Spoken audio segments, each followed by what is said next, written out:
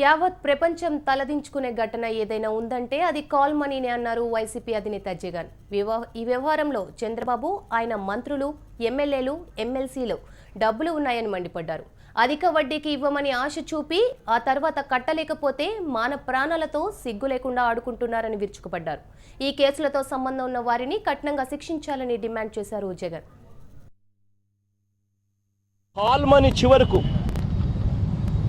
యావత్ ఆంధ్ర రాష్ట్రం సిగ్గుతో తల వంచుకునే ఘటన ఏదైనా ఉందంటే అది కాల్ మనీ. కాల్ మనీ పేరుతో అధిక వడ్డీకి చంద్రబాబు నాయుడు గారి డబ్బు కూడా దాంట్లో ఉంది. చంద్రబాబు నాయుడు గారి ఎమ్మెల్యేల డబ్బు ఉంది, చంద్రబాబు నాయుడు గారి మంత్రుల డబ్బు ఉంది, చంద్రబాబు నాయుడు గారి ఎమ్మెల్సీల డబ్బు ఉంది. అధిక వడ్డీకి ఇవ్వమని చెప్పి ప్రోత్సహిస్తారు.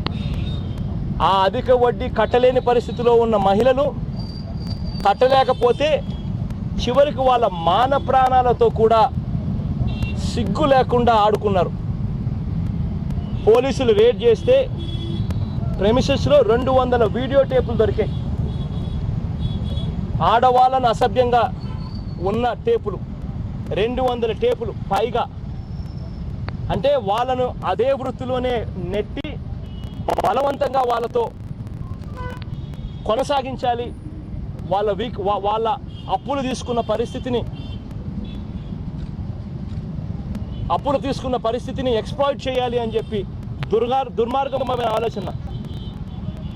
అయినా ఆ ఎమ్మెల్యే షికారులు చేస్తాడు. ఈ కాల్ మనీ నడిపిస్తూ ఉన్న వాళ్ళతో ఫోటోలు వస్తాయి, మీడియాలో కేసులు ఉండవు.